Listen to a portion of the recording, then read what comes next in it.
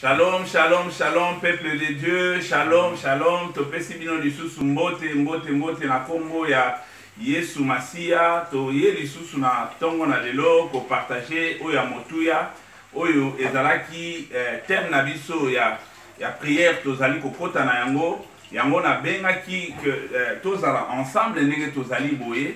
Lelo na bolingo ya Nzambe to yambi lisusu papa na biso le pasteur oyo azali tata na biso ya molimo pasteur Léon Kakuji na bengi pe moko ya biso lisusu oyo azali pasteur Doudou Mbala oyo autaki Afrique du Sud pe na ngai moko pasteur Jean Bosco Tanse ya restauration Atlone tozali ensemble na kati ko travailler sur oyo Nzambe déposaki na kati ya restauration ministry toza kuna pona ko partager na tongo na lelo mais na ningi ko loba eloko moko na tongo na lelo ezali appel oyo toza ko lancer pona yo mutu oyo za déjà ready oza prêt ya kokota na biso ba prière oyo toza ko banda lundi oyo toza na kokokena ngo pendant 12 jours na kati ya mois ya décembre. Alors to intitulaki yango le départ.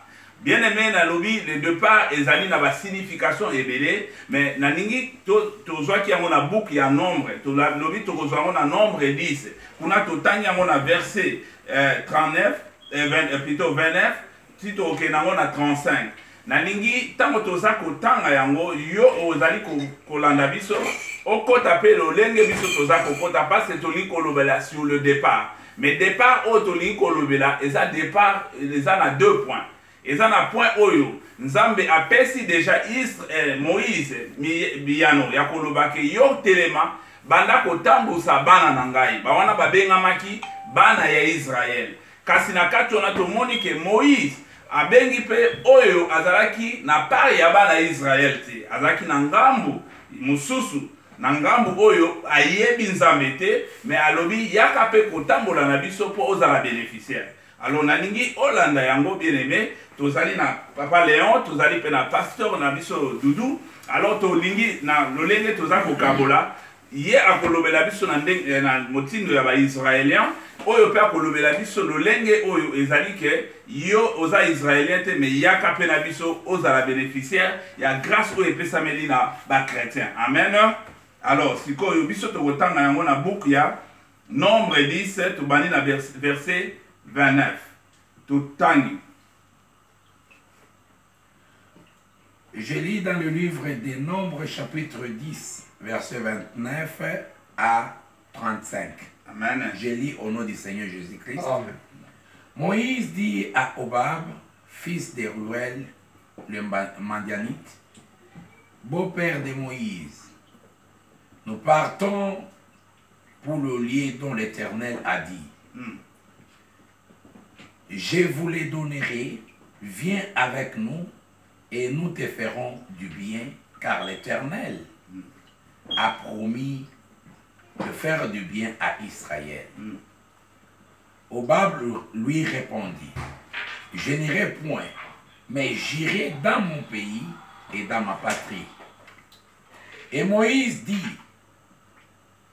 ne nous quitte pas, je t'en prie, puisque tu connais les lieux où nous campons dans le désert et tu nous serviras de guide.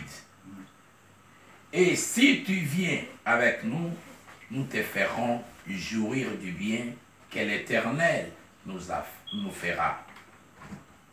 Ils partirent de la montagne de l'Éternel et marchèrent 3 jours. L'arche de l'alliance de l'Éternel partit devant eux et fit une marche de 3 jours pour leur chercher un lieu de repos. La nuée de l'Éternel était au-dessus d'eux pendant les jours lorsqu'ils partaient du camp. Quand l'arche partait, Moïse disait, lève-toi, Éternel, et que tes ennemis soient dispersés, que ceux qui te haïssent fuient devant ta face. Parole du Seigneur. Amen, amen, amen, amen. Amen. Bien aimé, tangi to comprendre le lenge to moni Moïse azaliko Nzambe aza kopesa instruction. Alors nani kozonga na ngambo ya papa na biso ko tuna pasteur Léon tomoni nzambe aza koloba awa apesi Moïse mitindo ya kokende na départ komema peuple na ye bana Israël. Alors tomoni Moïse ayoki instruction ya nzambe, mais Moïse alingi kozwa oyo azalaki Israélien te atia na kati ya groupe wana. Pourquoi ye alingi oyo azalaki Israélien te a bénéficié na groupe oyo bana Israël baza ko bénéficier? Alors na kati ya situation oyo, moi j'aime parce que Moïse tout d'abord c'est un prophète de l'Éternel. Nzambe a établi Moïse prophète pour Israël. Alors, au komona keba action ya Moïse et sika Moïse azali moko oyo a prophétisaki physiquement na oyo etali entrée ya ba nation pour grâce kota. Pourquoi que j'appelle que Moïse a prophétisé à mot? Parce que grâce à Israël, Nzambe a ponaki peuple moko. Et peuple wana isa peuple ya Israël. Mais au komona na kati tango toza kotala na kati ya nouvelle alliance, par exemple na livre ya Jean 3:16, Jean 3:16, balobi que Nzambe apesi mwana na ye, enfin qu'un quiconque. Mais verset wana ezalaki déjà prophétisé physiquement par Moïse. Pour na kolobake, il fallait aussi ba païen, il fallait aussi ba nation, ba participer na grâce. Et c'est le symbole que Oza Komona, Moïse avertit divinement par l'Éternel, parce que Bible le dit que Moïse azalaki moko oyo, azalaki na ba secret na Nzambe, babanaï ko solola na Nzambe face à face. Mais tu komona yango à plusieurs reprises que baza kolobake, voilà Moïse azamo mosali na ngai, on a solola kanae le kwa na solola na batu mususu te. Donc Moïse, il avait beaucoup de secrets de la part de l'Éternel, parce que ça tanga banaï matana Sinaï, abanaï kuta na Nzambe, ezaki na makambo nyonso o Moïse babanaï ko solola na Nzambe, nde yango banaï ko partager na batu nyonso te. Et nécessairement, il y avait aussi des secrets. Alors, on a deux dimensions. Parce que la première dimension, il y a entrée, il y a ma nation. Moïse, tango akei kobala mwasi, o ya bali éthiopienne, kobala mwasi na ya balaki, mais na loi ya Israël, abuka ki loi ya Israël, pour na kolobake Moïse a comme ki représentation, phénotype ya Jésus-Christ. Alors, bike na ye ko buka loi te, mais na ye ko accomplir loi. Alors, aye ko zwa Israël, abali mwasi mususu. Mais mwasi wana aye ko bénéficier. Oyebi ke soko bali mwasi, papa naga. Soko bali mwasi, na bande ko na ye nyoso. Obali na famille na ye nyoso. Bakomi na accès, bakote pa na yo, baya kolie pa na yo, basali pe famille na yo ensemble. Omoni tango bali mwasi. Alors, pour Nzambe akotisa ba nation na kati ya plan na ye, déjà avant Jésus que ya botama. Jésus a accomplir œuvre physique. Autolobi Jésus na humanité na ye, mais tout le monde qui directement que Moïse a ko prophétiser parce que mingi lelo baebika prophétie bimakaka na munoko. Prophétie mususu et sa prophétie physique. Acte se poser et zali prophétie mobimba. Omoni Moïse yemoko azo représenter Bonzambe, Moïse yemoko azako représenter aussi Christ. Yango okomona situation ya Moïse. Moïse a représenté sauveur. Ce qui te montre que sauveur, les sauveurs c'est le Seigneur Jésus-Christ. Mais dans l'ancienne alliance, Moïse a l'attaqué rôle et sauveur. Il était le sauveur d'Israël. Vous comprenez? Il y a un mot de continuer nano et l'eau comme sous ce voilà, tu comprends dans bien aimé, il y a un monde dans zongi sous mouké et pas ya pasteur na biso doudou pour na koloba. Mais tout le monde awa. Papa outi koloba que Moïse ayaki wana, il a l'image de Christ. C'est-à-dire qu'azaki na image où ezaki convertir personnalité, totalité à Christ na katinaye. C'est-à-dire que tant azako benga même où yazalaki païen, alobi yaka pe ko bénéficier na bito na katia où Nzambe promettre na ba Israélien. Vous comprenez?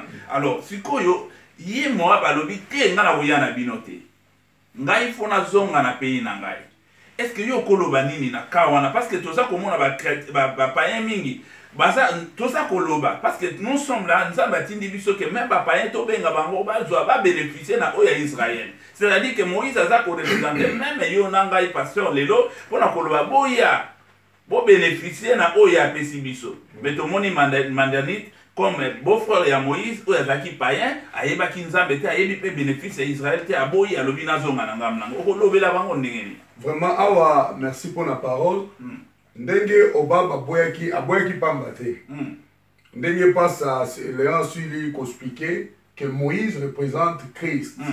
C'est-à-dire quoi? Au moment où Christ aye, tango évangile eza ko pesama, okoki ko benga mutu aya na Christ.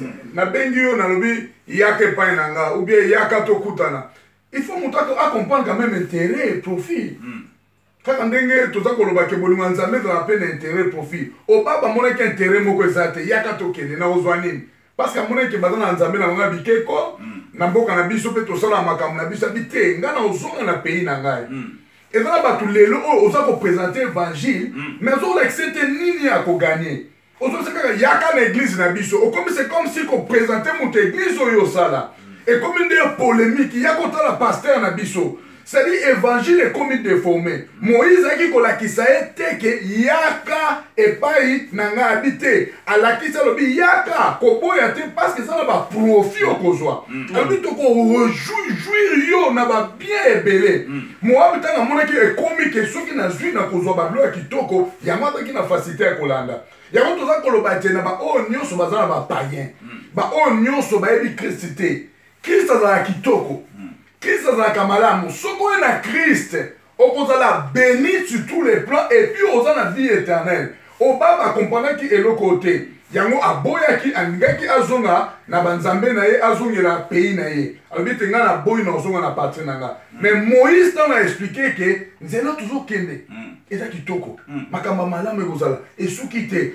Alors bien, si tu viens avec nous, nous te ferons jouir du bien que l'Éternel nous fera. Après que déjà on a espoir que nous avons ça biso bolam ebele. Ce que on a biso. Yango to bien te bato nyonso oba okota na départ.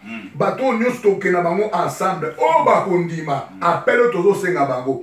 Ozaka na église tozo ko teya makambo ya église, tozo ko teya makambo ya Christ. Yo oyo oyebe ke vina yo eza différent ozaka ba patrie na yo ozaka makambo na yo pays na yo pays ya kitoko ezali christianisme yaka oyamba Christ en tant que Seigneur sauveur Hollanda pona nini okozala jouir na makambo za mo sala biso kitoko je crois un peu ça. Ça c'est bien aimé na kanisi papa te comprendre tant que siko mandanite amoni ke non alobi ngai na kokende te mais to moni ke ba chrétien a to lobi plutôt biso toza koloba ke ye aza koboya appel ya nzambe aza koboya grâce ya nzambe mais kasi biso tomoni awa posa ya Moïse soki naza ko comprendre awa ezaki lokola ye pe a bénéficier na grâce ya nzambe omoni posa na ye azwa pe oyo nzambe akopesa oli akende na perdition obi azala mwana libungi mais siko awa toza kotanga est-ce que ezalaki te ke Moïse aza kokontene parce que naza komona Moïse koloba na ye ke yo muto yebi ngambo wana malamu alors que Moïse message nzambe mutapesaki que yo Moïse naza kotinda na place ya repos mais Moïse alobi yaka na biso moi po yo oba yo ndo kolakisa biso place wana po yo yebi bien. Est-ce que il faut Moïse a compter na moi, il faut a compter na nzambe parce que toza komona ba chrétien tango toza ko ba chrétien tango yo za ko tambola nzambe se apesi yo direction départ o toza ko loba nzambe apesi yo direction move tambola zala na ngai mais yo lobi païen yo muto yebi madame ozongi lisusu na ngambo ya païen comment na ko expliquer mon papa. Alors ba païen tout d'abord tant to lobela ba païen baza bikela na nzambe. Alors nzambe il fait grâce à qui il veut et puis nzambe a ko utiliser mutu nyonso ya lingi. Amen. Omoni tango nzambe aza ko banda aponaki ne Moïse. Soki totangi yango na Exode aponaki akutana ene na Moïse mais liboso ya Moïse akenaki kopona lisusu Aaron oyo avandaki na ye ke akozala serviteur. Donc soki tolandi Moïse insistance na ye ezalaki seulement mpona guide te wana ezalaki façon ya Moïse pour amemailler Amen, seulement amen. parce que Moïse souci na ye ezalaki ke na kati ya mission oyo peuple oyo pe il faut ezala sauver. Amen. Lokola Moïse abandaki ko représenter bonzambe, abandaki ko présenter œuvre ya Seigneur Jésus-Christ, comme on venait de le dire, en tant que sauveur. Ayebaki que na Sinaï tango aza komata sali ezali déjà parce que makambo nyonso tozoteya awa ezalaki préparé avant la fondation du monde. Wow. Même sacrifice bayebaki ke mutu oyo akokende na kati ya jardin akokweya, mais avant même akweya balobi ke eza na sacrifice moko éternel ezalaki préparé avant la fondation du monde. Wow. Donc c'est-à-dire que biso lelo tozo vivre des films.